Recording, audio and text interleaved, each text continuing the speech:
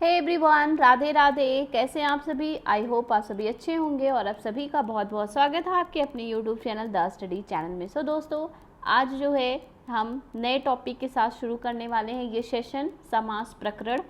हिंदी व्याकरण का समास प्रकरण हम देखेंगे। इसके पहले मैंने अलंकार, रस और छंद से क्वेश्चन कराए हैं। उसके जो वीडियोस हैं कुछ, वो आपने अगर नहीं देखा है तो देख लीजिएगा, आपके प्रैक्टिस के लिए बहुत ज़रूरी है। तो वीडियो आप ज़रूर देखिएगा अगर आपने नहीं देखा है तो। और आज हम डिस्कस करने वाले हैं समास के ऊपर। समास से क्वेश्चन, जो भी इम्पॉर्टेंट क्वेश्चन है जो बार बार एग्ज़ाम में पूछे जा चुके हैं, वही क्वेश्चन आपको देखने को मिलेगा। और ये जो भी क्वेश्चन होंगे ना, वो बहुत ज़्यादा पूछे जाते हैं और पूछे भी जाएंगे।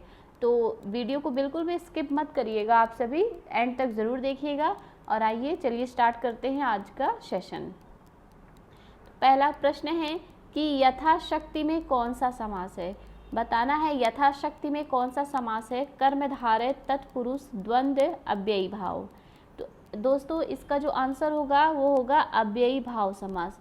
यथाशक्ति में अव्ययी भाव समास है। अव्ययी भाव समास का परिभाषा क्या है कि जिस सामासिक पद का पूर्व पद प्रधान हो तथा सामासिक पद अव्यय हो, उसे अव्ययी भाव कहते हैं।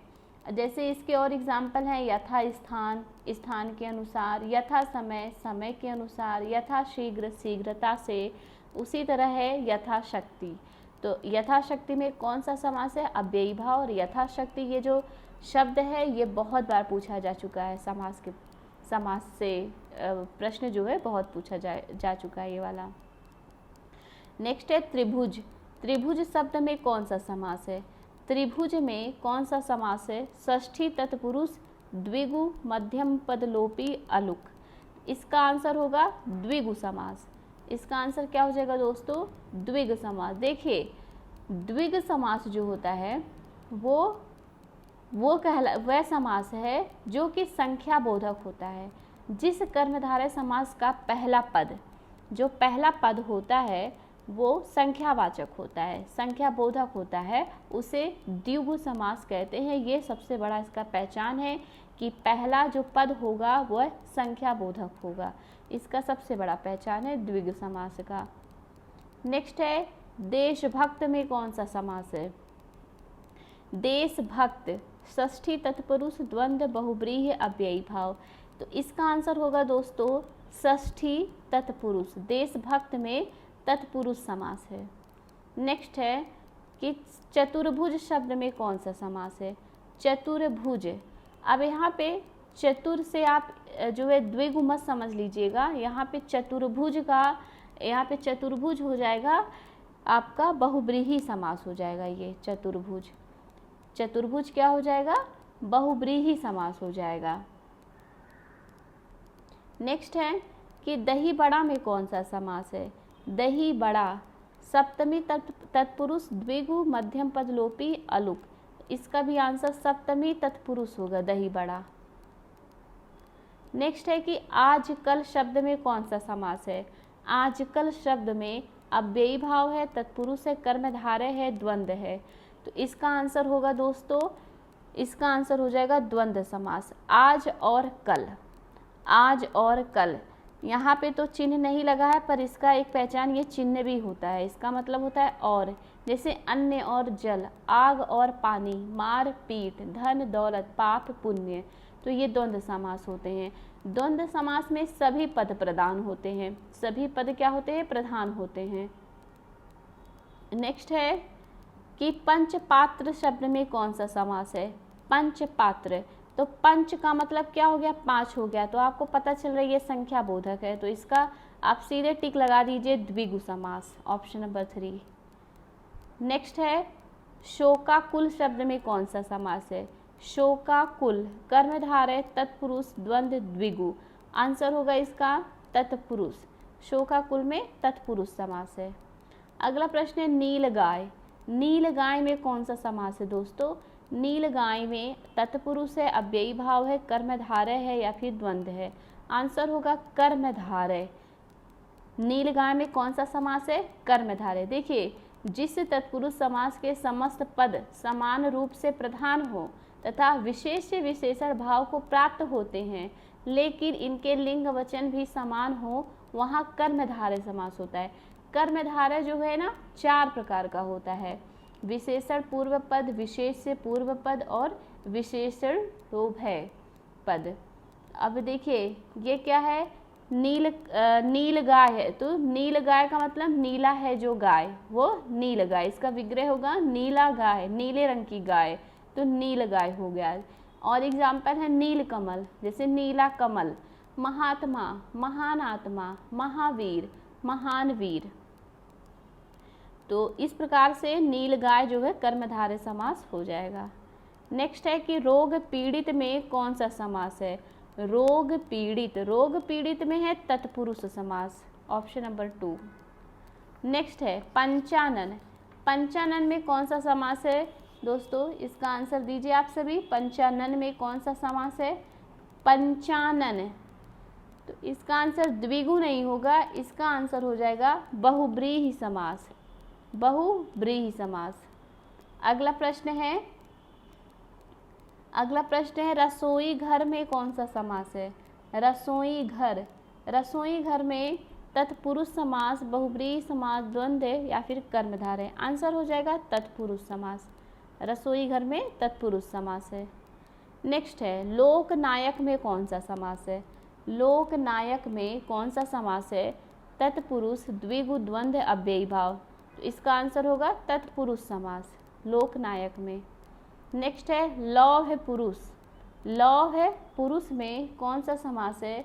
लौह पुरुष में कर्मधारय समास है, कर्मधारय। नेक्स्ट है मुंह तोड़, मुंह तोड़ में कौन सा समास है। मुंह तोड़ में भी तत्पुरुष समास है दोस्तों, ऑप्शन नंबर ए तत्पुरुष समास। अगला है नीलकंठ, नीलकंठ में कौन सा समास है। नीलकंठ में है तत्पुरुष, बहुब्रीहि, द्विगु, द्वंद्व, आंसर होगा बहुब्रीहि समास। नेक्स्ट है कृषि प्रधान, कृषि प्रधान में कौन सा समास है, तत्पुरुष, द्विगु, द्वंद्व, कर्मधारय, तो इसका आंसर हो जाएगा तत्पुरुष समास। अगला है दूध रोटी में कौन सा समास है। दूध रोटी में दूध और रोटी, यहाँ पे चिन्ह लगा है, इसका मतलब क्या हो जाएगा, इसका आंसर क्या हो जाएगा दोस्तों, इसका आंसर हो जाएगा द्वंद्व समास। नेक्स्ट है निम्नलिखित में से कौन अव्ययी भाव समास का उदाहरण नहीं है। यथाशक्ति, बेमतलब, प्रतिवर्ष, लोकप्रिय, आपको नहीं में आंसर देना है, इसमें से कौन सा अव्ययी भाव समास नहीं है। आंसर हो जाएगा लोकप्रिय। अगला है निम्न शब्दों में कौन कर्मधारय समास का उदाहरण है। कौन सा कर्मधारय समास का उदाहरण है पूछा जा रहा है। यथोचित, पर्णकुटीर, दोपहर, विद्यालय, आंसर हो जाएगा पर्णकुटीर, ऑप्शन नंबर 2। नेक्स्ट है निम्न शब्दों में कौन द्विगु समास का उदाहरण है। द्विगु समास का उदाहरण कौन सा है, इनमें से सतसई, हानिलाभ, दीनानाथ, लौह पुरुष, तो आंसर हो जाएगा Satsai, option number 1 Satsai. Next है निम्न में कौन द्विगु समास नहीं है।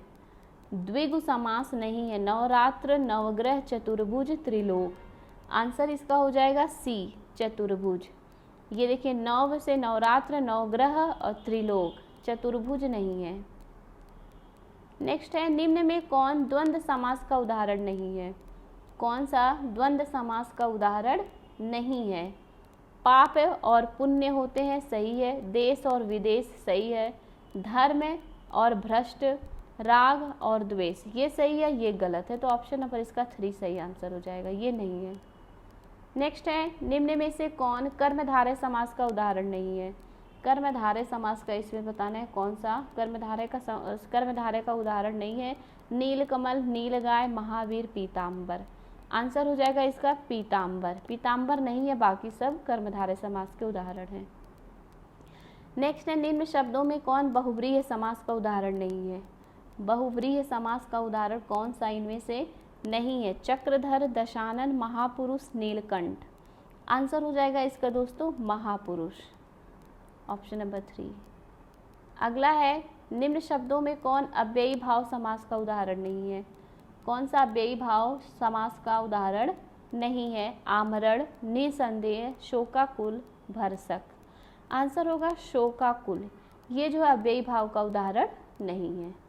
नेक्स्ट है भूदान। भूदान में कौन सा समास है? भूदान में कौन सा समास है? अव्ययी भाव, तत्पुरुष, कर्मधारय, द्विगु। आंसर हो जाएगा तत्पुरुष। भूदान में तत्पुरुष समास है। नेक्स्ट है कि देश सेवा में कौन सा समास है? देश सेवा में कौन सा समास है?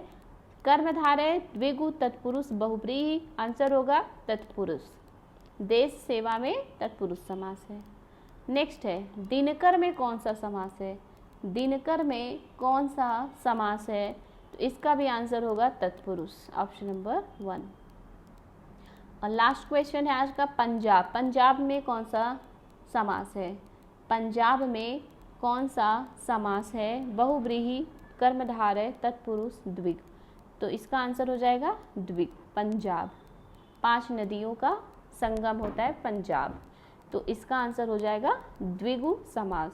सो गाइस, ये रहा आज का सेशन। आई होप आप सभी को वीडियो पसंद आया होगा। आप अगर पहली बार देख रहे हैं तो सब्सक्राइब कर लीजिए, ऐसे वीडियोस आपको मिलते रहेंगे प्रैक्टिस के लिए। और अपने दोस्तों को ज़रूर शेयर कीजिए, अच्छा लगा तो लाइक कीजिए, कमेंट कीजिए। मिलते हैं नेक्स्ट वीडियो में नए चैप्टर के साथ। Thank you, bye bye.